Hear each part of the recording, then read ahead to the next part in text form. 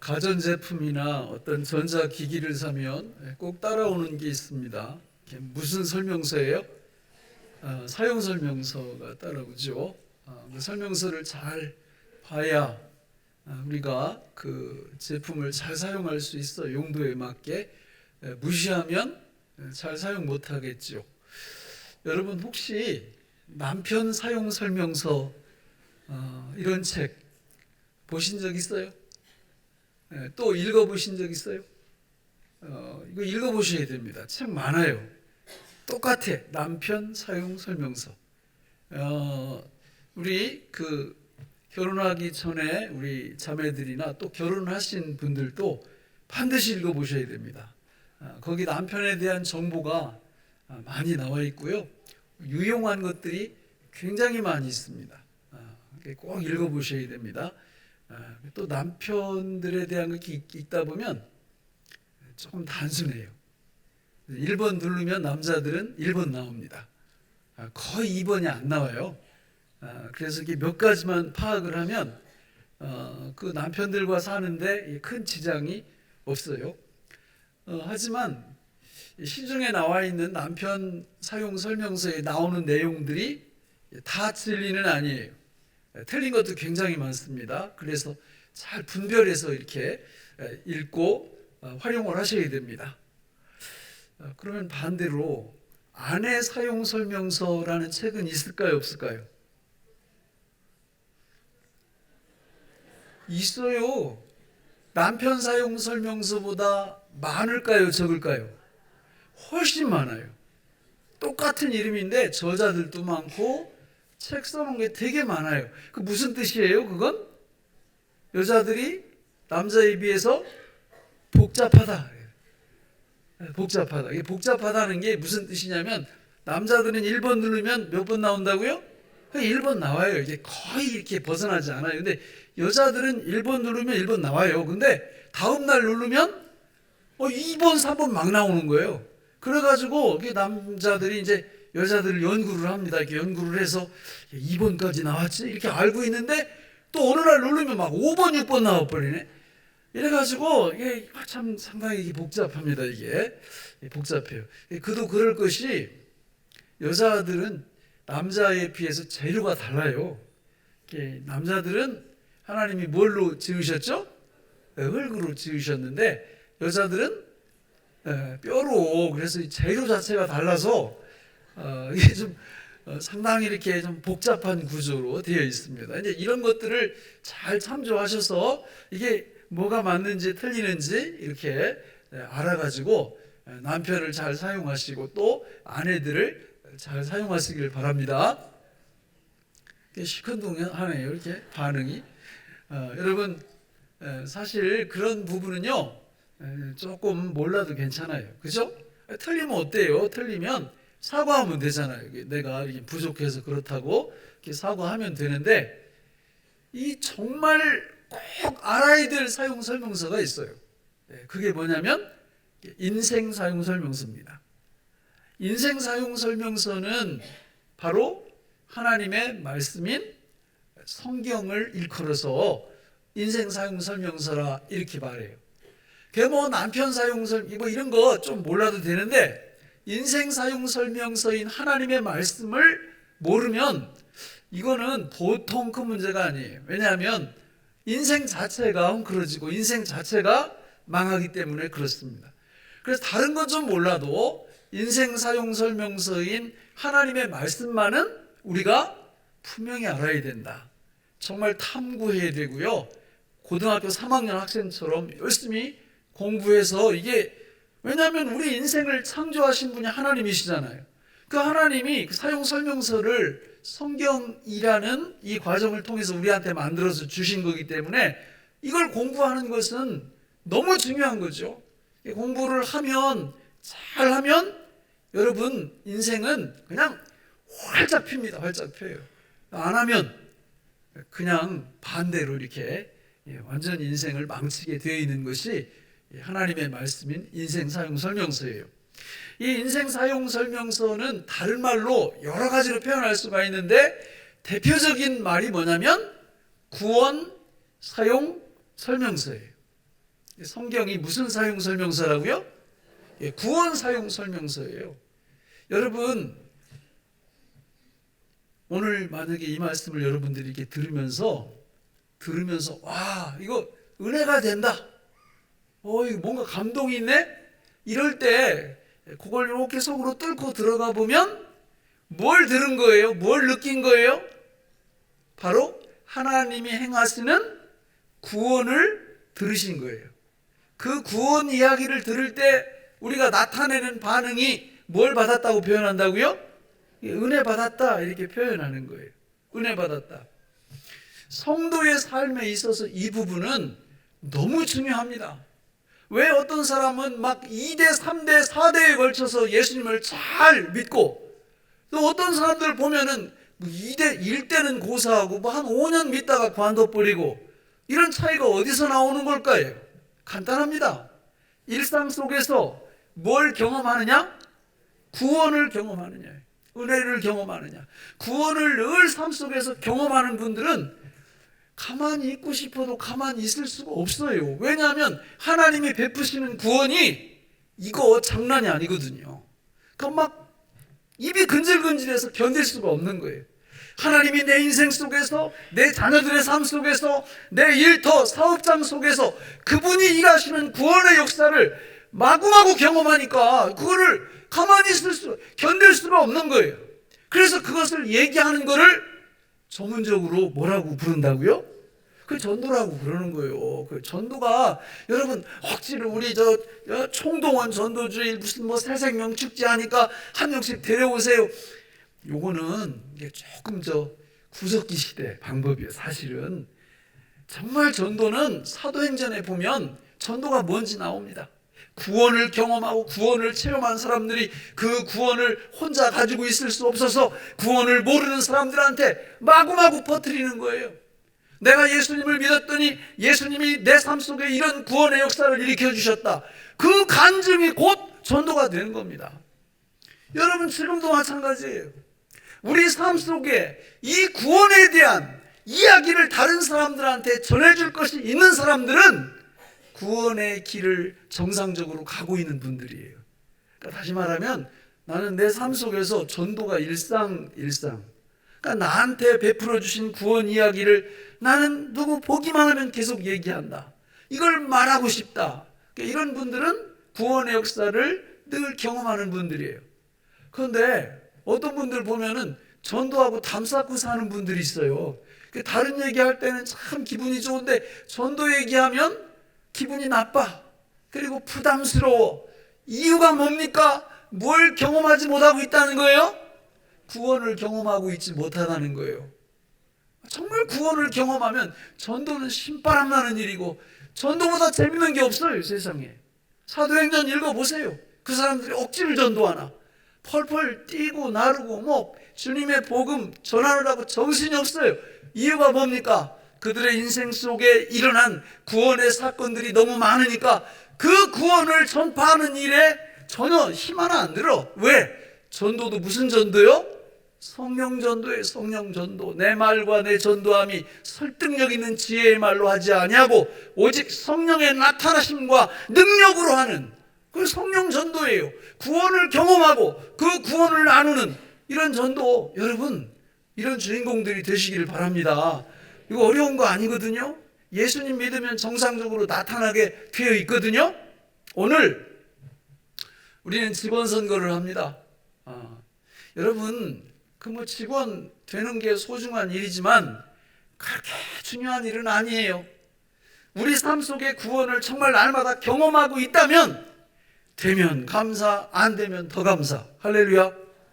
근데 삶 속에서 구원을 경험하지 못하면 돼도 시험 들고 안 돼도 시험 들어. 왜 돼도 시험 들어요? 본질이 뭔가를 몰라. 이런 분들이 교회에 돼가지고는 도대체 교인이 뭐 하는 줄도 모르고 나중에는 그거 안 받은 게 안 받은 게 시험 들어가지고 말이죠. 또 그 구원을 날마다 경험하지 못하는 분들은 또 안 됐다고 막 일이 이만큼 나오고 삐지고 이거 안 돼도 문제고 이게 심각한 겁니다. 여러분 성도의 삶은 구원을 얼마나 누리느냐, 구원의 경험을 얼마나 많이 하느냐, 여기에 달려있는 줄로 믿습니다. 구원은 그렇게 좋은 건데요, 이 구원이 우리한테 오는 길이 있어요. 우리한테 오는 방법이 있어요. 우리한테 오는 수단이 있어요. 그게 뭘까요? 바로 믿음입니다. 구원은 우리 삶 속으로 들어올 때 믿음이라는 파이프라인을 통해서, 믿음이라는 길을 통해서 우리한테 구원이 와요. 다시 말하면 믿음이 있으면 구원을 계속 경험하는 거고, 믿음이 없으면 구원을 경험하지 못한다, 그 말이에요. 그러니까 믿음에 우리는 주의를 기울여야 되겠죠. 히브리서 11장 6절을 이렇게 말씀합니다. 같이 읽어볼까요? 시작. 믿음이 없이는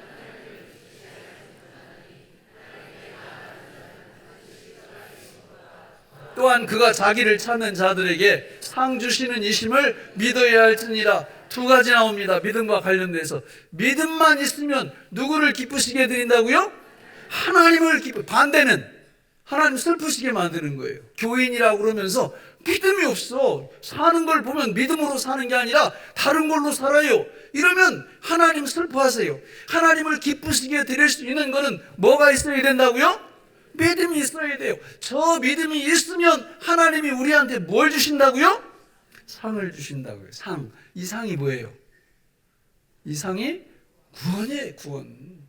저 상이 구원이에요. 구원의 역사가 우리 삶 속에서 일어나고 천국까지 계속 이어진다, 그 말이죠. 여러분, 히브리서 4장 16절에는 이렇게 말씀하죠. 우리 같이 한번 읽어볼까요? 시작. 그러므로 우리는 긍휼하심을 받고 때를 따라. 여러분, 저기 보시니까 뒤에 보면 은혜의 보좌 앞에 담대히 나가래요. 누구만 나갈 수 있어요? 뭐 있는 사람만? 믿음 있는 사람만. 믿음이 있는 사람이 은혜의 보좌 앞에 늘 나갈 수 있고, 나가면 두 가지를 주시는데, 첫째는 긍휼하심의 은혜를 베풀어. 하나님이 우리만 보면 그냥 버선발로 뛰어나오셔가지고 우리를 감싸 안아주시고 용납하시고 우리를 기뻐하신다, 그 말이에요. 그게 긍휼이에요. 두 번째는 무슨 은혜를 베풀어 주신다고요? 때를 따라 돕는 은혜를 우리한테 베풀어 주신다는 거예요. 아플 때, 힘들 때, 사업이 안 될 때, 자녀들이 속을 썩일 때, 이런 때에 하나님 앞에 나가면 그 때를 따라 돕는 은혜를 주시는데, 그건 뭐예요? 구원이에요. 구원. 그런 게 구원이에요. 그런 게 구원이라고. 예? 우리 아들이 이번에 수능을 쳤어요. 근데 아이고, 요즘 막 나 아는 분들이 막 어디 막 의대 합격했다고 저한테 문자를 보내고 이래서 내가 너무 기분이 좋은 거예요. 내 일처럼 정말 기분이 너무너무 좋아요. 어디 학교 입학했. 여러분, 그분들이 거기 위에서 뭘 계속 사용했겠어요? 믿음을 사용했죠. 때를 따라 늘 하나님 앞에 나가서 믿음을 사용한 거예요. 하나님이 그 축복을, 믿음의 역사를 일으키셔서 그분들한테 응답이라는 과정을 통하여 뭘 주신 겁니까? 구원을 주신 거죠. 기도 응답이 구원이거든요. 때를 따라 돕는 은혜를. 여러분, 이런 역사가 우리 삶 속에서 반복해서 계속 일어나 보세요. 사람 뒤집어집니다. 가만히 있을 수가 없는 거예요. 그 위대하신 하나님을 찬양하고 그 위대하신 하나님을 전파하는 게 전혀 억지가 아니야. 그냥 누구 만나면 예수님 자랑하고 싶고, 만나면 예수님 이야기하고 싶고, 이런 역사가 우리한테 일어나야 되는데, 뭐 있는 사람만 이런 역사가 일어난다고요? 믿음. 이런 전제를 갖고 오늘 본문을 한번 가보세요. 오늘 보면 누가복음 8장에 보면 우리가 잘 아는 이야기죠. 우리 예수님이 갈릴리 바다를 제자들과 함께 건너갑니다. 주님이 피곤하셔서 주무세요. 그런데 큰 풍랑을 만납니다. 제자들이 그 풍랑을 이겨보려고 애를 쓰다가 안 되니까 주무시는 예수님을 깨워요.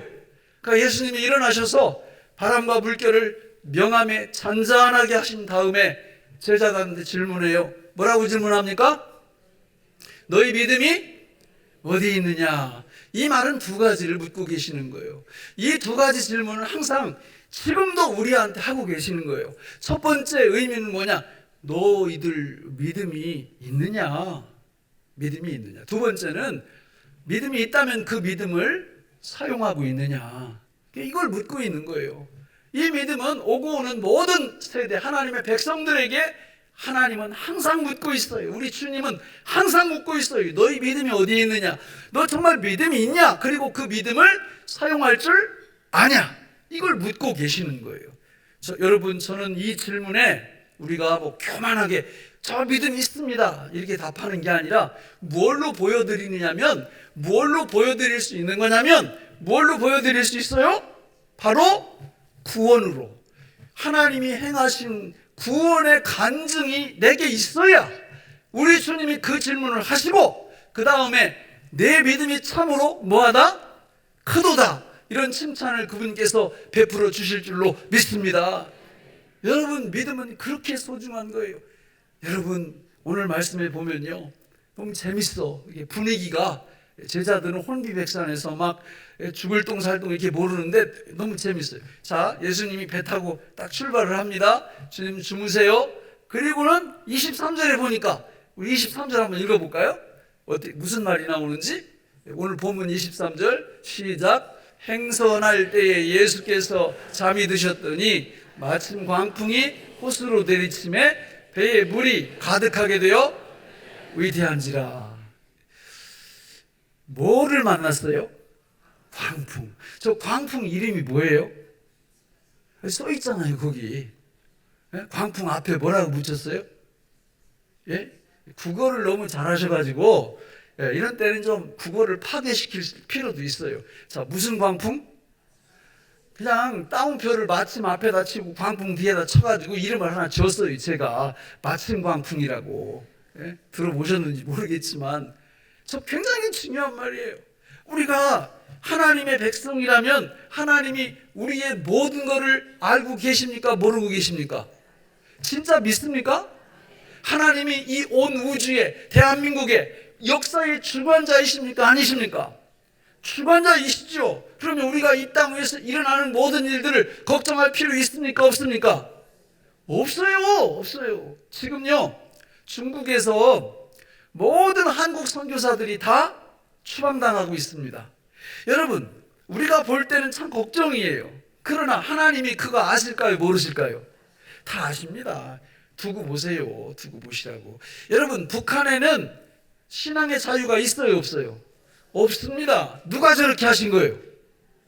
하나님이 하신 거예요. 여러분, 북한에 우리 이 38선이 그어지고 그럴 때 북한에 살고 있던 우리의 동포들이 남한에 있는 동포들보다 더 악을 행했습니까? 죄를 더 범했습니까? 그런 거 아니에요. 오히려 심하면 우리가 더 심하지. 그런데 하나님은 왜 저렇게 하신 거예요? 우리 몰라요. 그러나 분명한 거 하나는, 분명히 하나님께서 그런 일들을 통해서 위대한 하나님의 역사를 일으키고 계신다는 것은 분명히 알 수 있어요. 바둑을 두다 보면요, 이렇게 바둑을, 참고로 저는 오목만 둡니다. 바둑을 딱 이렇게 둘 때 아주 못된 수가 있어요. 이게 진짜 이렇게 놓으면 안 되는 수, 이런 수를 뭐라고 불러요? 이거 악수라고 그래요. 악수. 그런데 정말 좋은 수를 딱 넣을 때 이 수를 뭐라고 불러요? 이 선수라고 그래요. 선수. 선수. 근데 바둑에는 뭐 잘 두는 사람, 못 두는 사람이 있잖아요. 고수, 하수가 있잖아요. 그런데 하수는 고수의 수를 읽을 수 있어요, 없어요? 못 읽어요. 못 읽어요. 고수는, 어떤 고수들은요, 바둑판 끝까지 봐요. 끝까지. 그래서 처음에 진짜 악수 같은 선수를 놓습니다. 이렇게 턱 이렇게 놔요. 그러면 하수들은 그냥 회제를 부르죠. 저 쓸데없는 저기다 갖다 놨다고. 근데 나중에 보면 고수 때문에 져요, 이 사람이. 왜 이렇게, 여러분, 우리 하나님은 정말 고수일까요? 하수일까요? 고수 중에 고수예요, 우리 하나님은. 못 보는 게 하나도 없어요. 우리가 이 땅 위에서 예수 믿고 구원받고 세례받고 하나님의 백성으로 딱 살고 있는데, 정상적인 믿음 생활을 하는데 내 앞에 뭐가 확 찾아와요? 무슨 광풍? 마침 광풍이 딱 온다니까. 그거 다 의도가 있는 거라니까. 의도가. 오늘도 보면 요거 같은 본문이 기록되어 있는 저 마태복음 8장에 가보면요, 예수님이 뭐라고 하시냐면 요 사람들한테 믿음이 작은 자들아, 이렇게 딱 말씀해요. 그러면 뭐 하시겠다는 거예요? 요 사람들 믿음을 더 키워주는 계기로 삼아주시겠다, 그런 뜻이에요. 그리고 실제로 뒤에 가면 이 제자들이 멋진 믿음의 사람들로 믿음을 행사하고 있거든요. 여러분, 성도들 삶 속에 일어나는 무슨 광풍? 마침 광풍을 절대 두려워하지 마세요. 근데 믿음이 없으면 두렵긴 해요. 하지만 누가 보고 계신다? 누가 함께 하신다? 하나님이. 구약에도 마찬가지. 구약에도 요나 알죠? 요나. 모든 문제는 누구로부터 시작돼요? 요나.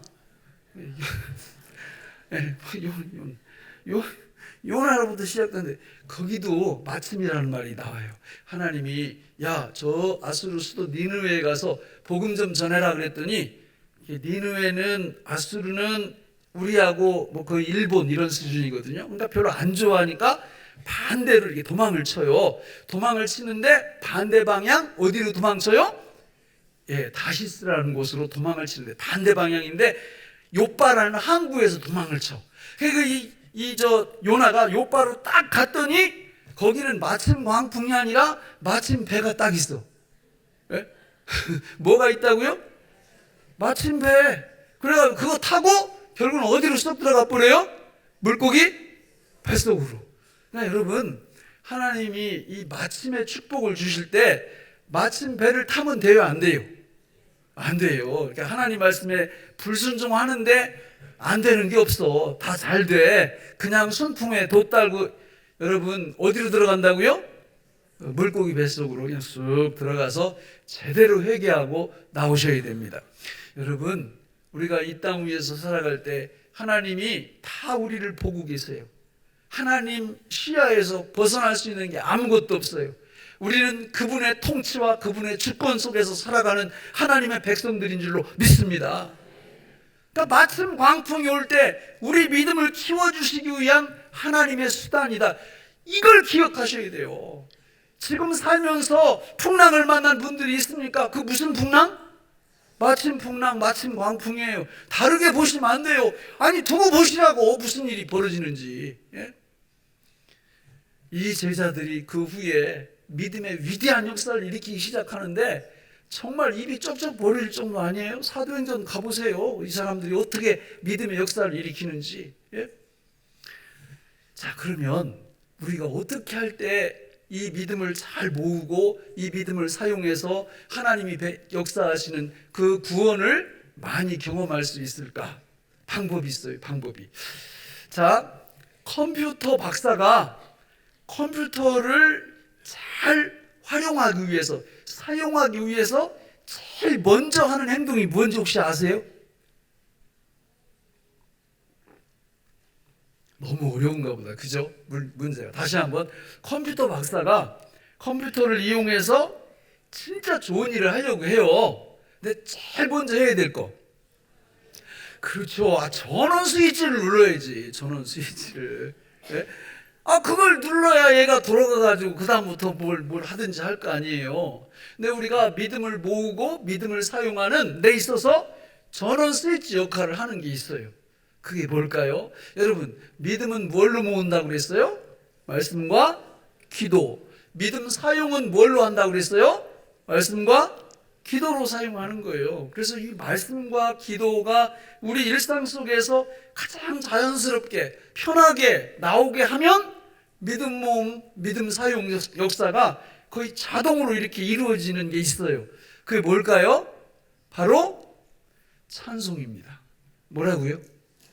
찬송이에요. 찬송.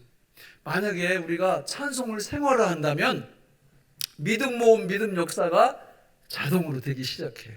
왜 그러냐? 여러분, 찬송가를 보세요. 이 찬송은 성경에 약 200번 정도가, 200번 이상이 찬송이라는 용어가 나와요. 우리가 찬송과 비슷한 말이 있는데 그게 뭐예요? 찬양이에요. 찬양. 찬양과 찬송은 좀 달라요. 찬송은 하나님의 위대한 은혜를 기리고 드러내는 거예요. 그게 찬송이에요. 드러내는.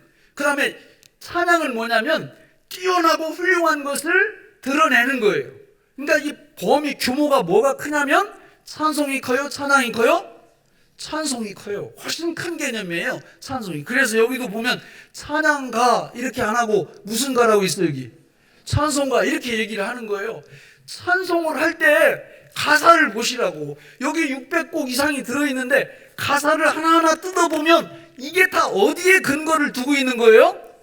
성경 말씀에 성경 말씀에 근거를 두고 있다 그 말이에요. 이게 그런데 이걸 갖고 곡을 붙여서 노래를 부르는 순간 무슨 기능이 작동하기 시작해요? 기도의 기능이 작동하기 시작하는 거예요. 기도의 기능이 몇 가지라고 그랬죠? 어디 교인들이 여기? 아니 5가지라고 얘기했잖아요. 아니 믿음 생활 가이드에 맨날 한 달에 한 번씩 써주는데도. 자, 첫째가 뭐예요? 찬양.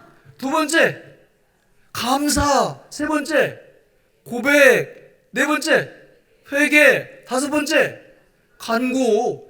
이 5가지 기능이 이 찬송가를 갖고 노래를 부를 때 작동을 한다 그 말이에요. 작동. 그래서 믿음 모음, 믿음 사용의 스위치 역할을 찬송이 한다 이렇게 말씀을 드릴 수 있는 거예요. 실제로 보세요. 주변에서 흥얼흥얼 항상 찬송 부르고 있는 사람들이 무슨 일이 벌어지는지. 믿음의 역사, 구원의 역사를 많이 경험하는 분들이 찬송을 부르고 그게 너무 좋으니까 그게 생활화되어 있는 거예요. 찬송이 생활화되어 있어요. 그래서 제가 이거 해보니까 너무 좋은 거예요. 너무 좋은 거예요. 믿음 모음, 믿음 사용을 우리 교인들이 어떻게 해서 구원을 늘 경험하게 해줄까 이걸 고민하다 보니까 그렇지, 이 찬송 부르는 거를 생활화시켜주면 하나님의 놀라운 구원의 역사가 우리 삶 속에서 많이 일어나겠다. 이런 걸 확신을 하게 되어서 내년에부터는 찬송가 몇 곡을 외운다? 600곡을 다 외운다 이러면 이제 우리 교회 나올 사람 없어요. 그죠? 예. 제가 우리 교회가 어떤 교회예요? 무슨 믿음을 추구하는 교회예요? 삼동 믿음을 추구하잖아요. 삼동 믿음. 그래서 삼동은 동거, 동행, 동역. 동거는 구원, 동행은 구원 상태의 유지, 동역은 구원의 역사를 일으키는 거. 요걸 뭐 해야 되는 거예요? 믿어야 되는 거지. 그래서 믿음, 이게 너무 중요하니까 믿음 찬송 하나. 너무 작은가요? 예. 동거 찬송, 구원 찬송 하나. 그 다음에 동행 찬송 하나, 동역 찬송 하나 해서 총 몇 곡? 4곡이죠. 4곡. 4곡. 이 중에서 주제 찬송은 뭘까요? 믿음 찬송이 믿음 찬송. 그래서 제가 이렇게 이제 선정을 해서 뭐가 제일 좋을지 딱 봤더니 뭐가 제일 좋다고 써 있어요? 아이, 눈치 빠른 분들은 벌써 12월 달 믿음 생활 가이드 딱 봤으면 야, 이거 뭐 뒤에 찬송가가 다 붙어 있네?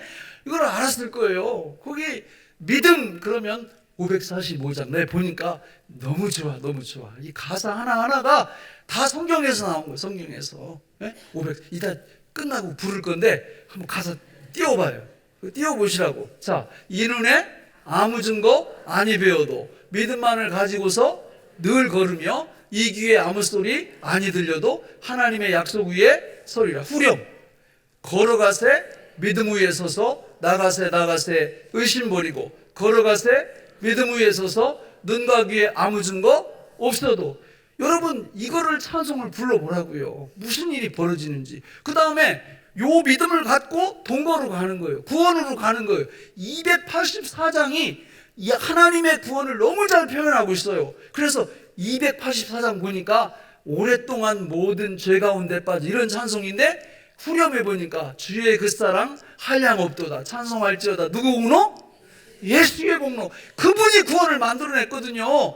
예수님이. 그래서 동거 구원 찬송은 284장. 그 다음에 동행 주님과 함께 걸어가는 거. 이거 몇 장? 430장. 봐요. 주와 같이 길 가는 거 즐거운 일 아닌가. 우리 주님 걸어가신 발자취를 밟겠네. 한 걸음 한 걸음 주 예수와 함께 날마다 우리 걸어가리. 그 다음에 어디로 가요? 동역 찬송. 몇 장? 100. 많이 들어봤죠. 그죠? 저 183장은 성령께서 우리와 동역을 해주시는 거잖아요. 그래서 빈들의 마른 풀같이 시들은 나의 영혼 주님의 약속한 성령 간절히 기다리네. 가물어 메마른 땅에 단비를 내리시 성령의 단비를 부어 내 생명 주옵소서. 이렇게 더도 덜도 말고 내년 2020년도에는 몇 곡? 4곡만 뭐한다? 외운다. 여러분, 성경 요절 외우는 게 쉬워요? 저 4곡 저거 외우는 게 쉬워요? 왜 쉬워요? 저거 하다 보니까 다 외우고 있는 거예요. 사실은 뭐만 안 돼 있어요? 정리만 안 돼 있어요. 정리. 주일 오후 1시에 여기 말씀 기도학교 시간 오시면은 제가 디딤돌 몇 개만 놔드리면 1시간도 안 돼서 다 외울 수 있어요. 한 곡 외우는데 제가 해보니까 야, 이게 왜 하나님이 찬송을 통해서 구원의 역사를 일으키시는지 제가 깨달았어요. 그리고 진짜 구원의 역사가 일어나요. 삶 속에서 저 찬송을 부를 때 놀라운 일이 벌어지고, 특히 새벽 기도할 때 기도하면서 저 찬송을 막 부르니까요, 무슨 일이 벌어지느냐? 여러분, 시편 22편 3절을 한번 보세요. 띄워줄게요. 우리 같이 한번 읽어보겠습니다. 시편 22편 3 시작. 이스라엘의